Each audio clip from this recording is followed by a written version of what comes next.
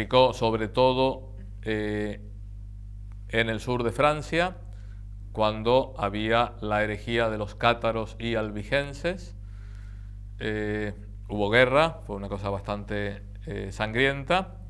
Entonces ahí se aplicó a un caso concreto, se juzgaba a los herejes y habitualmente la Iglesia lo que hacía, una vez que eran condenados, si uno no se arrepentía, era dejado al brazo secular, es decir, al poder temporal, que era quien imponía la pena.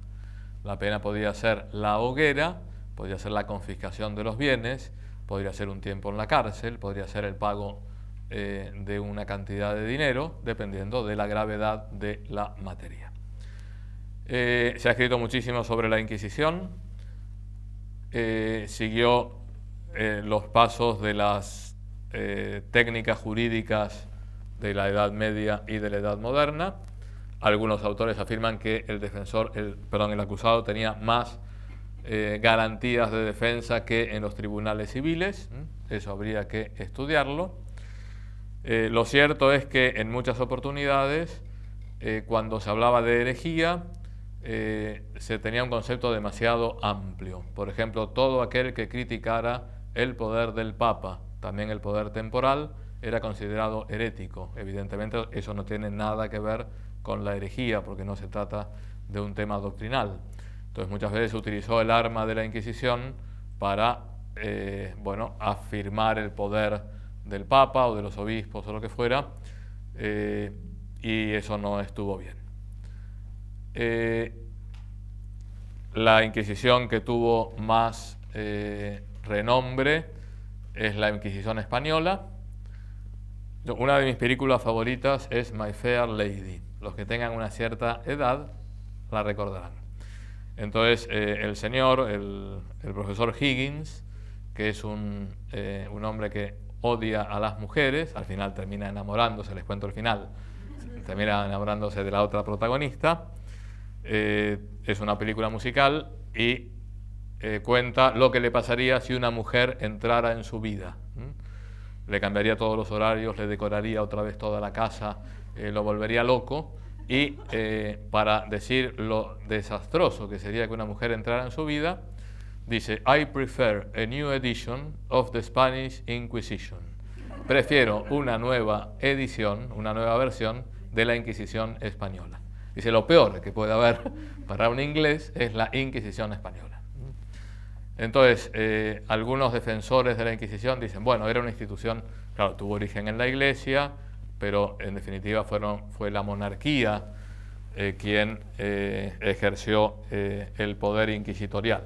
Es verdad, pero con plena satisfacción y armonía con la Iglesia. Los libros que defienden la Inquisición dicen tampoco murieron tantos como dicen los malos. A mí me parece que una Inquisición, una institución que por más que matara a un solo inocente, ya merece una crítica muy profunda. Para preparar esta clase me leí un libro así de gordo de la Inquisición, porque lo que es fantástico en la Santa Sede, sobre todo a partir de Juan Pablo II, es el querer hacer claridad en muchos momentos difíciles de la historia de la Iglesia. Uno es el caso Galileo y otro es la Inquisición.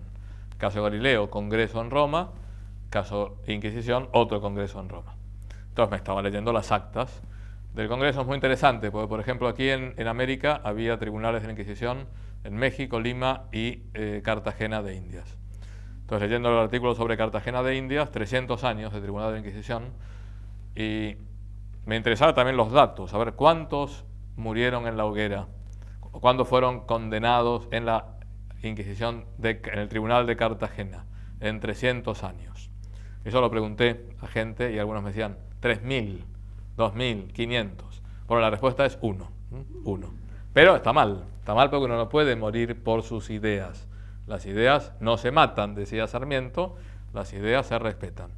Lo cual no significa que todas las ideas tengan el mismo valor.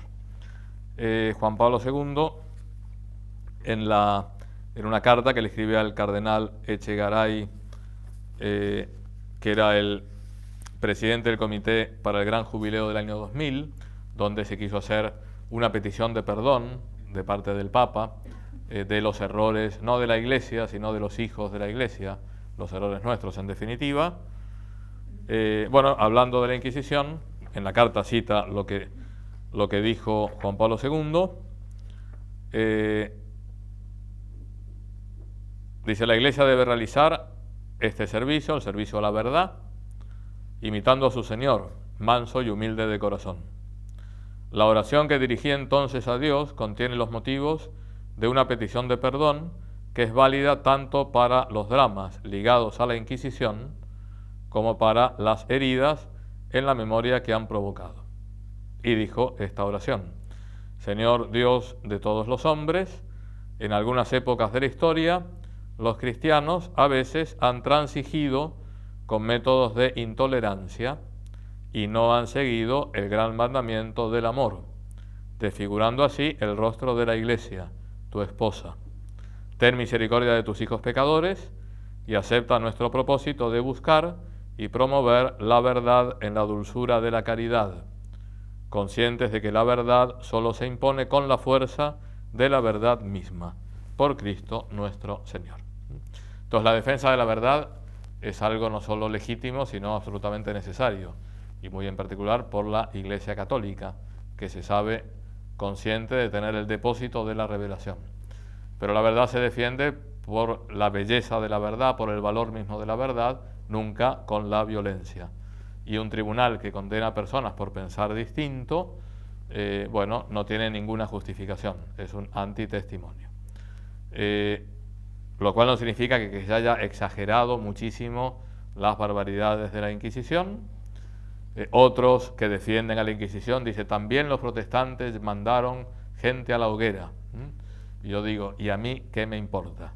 Es decir, bueno, sí, pero eso no justifica, hacer las cosas mal no justifica, si otro las hace mal, no justifica que uno haya actuado bien. Lo que está mal y listo. Evidentemente hay épocas, y muchas veces la Inquisición era simplemente un tribunal que daba de comer a algunas personas, pero que no tenían prácticamente ninguna función. Los momentos más álgidos son siglo XIII, siglo XVI, pero después va claramente en declive, y cada vez son menos las condenas a la hoguera. Hay muchísima gente que se retracta, que pide perdón. Bien, para ver un poquito cómo mucha gente era sospechosa, ha habido santos que fueron enjuiciados por la Inquisición, San Juan de la Cruz. Todo el mundo tenía un poquito de miedo, dice: ojo con lo que escribís, porque la Inquisición puede ponerte bajo su custodia. Fray Luis de León, uno de los mejores poetas de lengua española, estuvo bastante tiempo encerrado en las cárceles de la Inquisición. Él era profesor en Salamanca, entonces no sé cuánto tiempo estuvo, pero varios meses o quizá algún año. Entonces volvió a su cátedra y comenzó con el famoso "como decíamos ayer", y siguió explicando el Cantar de los Cantares, me parece que era. Bien, pero gente totalmente buena, santa. San José de Calasanz, fundador de los Escolapios, también estuvo en el Tribunal de la Inquisición, y cuando le estaban preguntando se quedó dormido, lo cual significaba que le importaba un comino, porque sabía que era inocente y lo único que hacía era querer servir a Dios. Entonces me parece que no es una buena apologética defender a la Inquisición. Estoy seguro que hay mucha gente que no piensa como yo, la respeto muchísimo y la quiero y podemos dialogar. Me parece que es algo indefendible, que fue un error, como se cometieron tantos errores en la Iglesia Católica, en todas las confesiones cristianas, en el mundo islámico y en las religiones animistas. Todos tenemos errores. Ya me gustaría que todas las instituciones pidieran perdón, como ha pedido tantas veces, sobre todo en las últimas décadas, la Iglesia Católica. Hay gente que dice: no, más perdón. Dice: bueno, empiecen ustedes por pedir perdón también por las barbaridades. Y también subrayaría que si bien la institución fue un antitestimonio, hay nuevas inquisiciones laicas. Pensemos en todos los totalitarismos del siglo XX, Y pensemos también en tantos países del mundo occidental donde hay un modelo de pensamiento único, no en la República Argentina, pero en otros lugares, hay pensamiento único, y si uno va en contra de ese pensamiento, bueno, puede ser juzgado, puede terminar en la cárcel por discriminación, etc. Entonces, bueno, es una nueva Inquisición. Y no animada quizá por los fines espirituales que tenía, en la mayoría de los casos, la Inquisición de la Iglesia Católica. No sé si están más o menos claros estos dos temas importantes. Entonces, en los dos se ha pedido perdón de las cosas que se han hecho mal, pero tampoco se trata de ser ingenuos y tragarse todo lo que una historiografía anticlerical, anticristiana y barata presenta, y sobre todo tener espíritu crítico, un sano espíritu crítico, y ver cómo en muchos otros ambientes culturales también se han cometido errores, muchas veces mucho más profundos que estos, donde ha habido muchas más víctimas, y que es bueno que también vayan pidiendo perdón. Bien, entonces esto es lo que se refiere al antiguo régimen, monarquía absoluta, unión del trono y el altar. Entonces el antiguo régimen acaba a finales del siglo XVIII, a principios del siglo XIX, con una serie de hechos históricos que se llama, por lo menos así lo llama la historiografía inglesa y francesa, la Revolución Atlántica. ¿Por qué Revolución Atlántica? Porque se dan una serie de revoluciones, todas relacionadas entre sí, a ambas orillas del Atlántico, es decir, de Europa y América. Empezando por la independencia de las colonias inglesas que después formarán los Estados Unidos, pasando por la Revolución Francesa, terminando por la independencia de todos los territorios españoles y portugueses en lo que hoy es América Latina. Evidentemente la revolución más conocida, la más extrema, la más radical, es la Revolución Francesa, y que causa muchas otras revoluciones. Pero no hay que entenderla como aislada, sino formando parte de un proceso que podríamos poner como periodo cronológico entre 1775 y 1848. 1776, independencia de los Estados Unidos. 1848 es la publicación de un librito llamado El Manifiesto del Partido Comunista, de Marx y Engels. Entonces, bueno, eso ya entramos en otro periodo, por lo menos de la historia de las ideas. Pero entre esos 70 años más o menos se dan revoluciones muy importantes, dijimos Estados Unidos, Francia, pero después se dan una oleada de revoluciones en 1820, oleada de revoluciones liberales, otra en 1830 y otra en 1848. De tal manera que no es un hecho aislado, sino que es todo un proceso que terminará configurando una nueva realidad que podríamos llamar nuevo régimen. Entonces, detrás de estos cambios revolucionarios hay ideas, no hay simplemente intereses económicos, sino creo que el mundo se mueve en gran parte por las ideas que están relacionadas, por supuesto, con intereses económicos, con cambios sociales. Entonces, para ser muy esquemático, el gran movimiento que está detrás de las revoluciones de finales del siglo XVIII y principios del siglo XIX es la Ilustración, llamado Iluminismo en italiano, la Aufklärung en Alemania, Enlightenment en Inglaterra, Ilustración en español. El siglo de las luces, les Lumières, dicen los franceses, que es un movimiento, bueno, multiforme, que tiene su origen en Inglaterra, pero llegará a extremos en Francia. Los latinos siempre somos más extremistas, para el bien y para el mal, y que tendrá como concepto central la razón. El hombre es fundamentalmente razón. Digo el hombre y no el hombre y la mujer, porque el iluminismo es bastante machista, como todos estos siglos. La razón, la forma de conocimiento humano es el conocimiento racional basado en la experimentación científica. De tal manera que lo que me viene por otras fuentes de conocimiento no es auténtico conocimiento humano, sino que es fundamentalmente leyenda, superstición, mito. Entonces ya vemos que la fe, la tradición, están puestas fuera del ámbito del conocimiento humano. Es otra cosa, son sentimientos, son tradiciones que hay que purificar. Con la razón vamos a iluminar las tinieblas medievales, las tinieblas de la metafísica y de la teología medieval.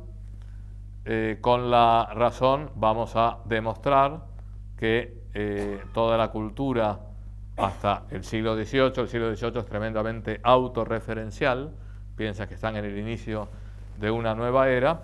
Dice, bueno, todas las lacras de la cultura se deben fundamentalmente al influjo del cristianismo y en particular de la Iglesia Católica. En concreto Voltaire, que es uno de los representantes más conspicuos de este movimiento, terminaba todos sus escritos con una frase en francés, dice «écrasez l'infâme», que significa «aplastad al infame», y el infame era la Iglesia Católica. Después parece que quiso confesarse y lo cercaron sus amigos para que no se acercara al cura, pero bueno, estaría arrepentido. Esto es una visión tremendamente esquemática de la Ilustración, por lo tanto totalmente falsa, porque hay muchos ilustrados católicos, hay muchos elementos de la Ilustración muy positivos. Precisamente había mucha fe supersticiosa. La fe y la superstición son cosas distintas, pero a veces había metido mucha superstición, muchos mitos, muchas leyendas, muchas reliquias falsas, muchas historias de milagros que no tenían ninguna base documental ni histórica. Por lo tanto, le vino muy bien también a los cristianos la crítica de la Ilustración, y de ahí surge una historia de la Iglesia, por ejemplo, mucho más científica, basada en los documentos, con lo cual no todo es malo. Por otro lado, decir que la razón es importante creo que es bastante evidente. Pero sí, lo que es negativo es esta actitud de acritud, son palabras distintas. Actitud de la acritud con la que condenan a la Iglesia Católica. Por otro lado, la razón va a demostrar que hay muchas instituciones sociales que no tienen ninguna base racional, sino que son fruto de la tradición, de las costumbres. Por ejemplo, la monarquía absoluta. Por ejemplo, el hecho de que las personas ocupen distintas funciones de acuerdo con su nacimiento. Entonces, la crítica racional implica el cambio social, el cambio político, la revolución. ¿Y qué se encuentran quienes quieren hacer el cambio político de las instituciones? Una iglesia totalmente insertada en el antiguo régimen, todo un sistema político, social y económico sustentado en la alianza entre el trono y el altar. De tal manera que si yo quiero derrocar la monarquía absoluta, me voy a encontrar necesariamente con una iglesia católica que está plenamente incorporada a ese sistema de poder. Por eso revolución es revolución antimonárquica y anti-iglesia católica.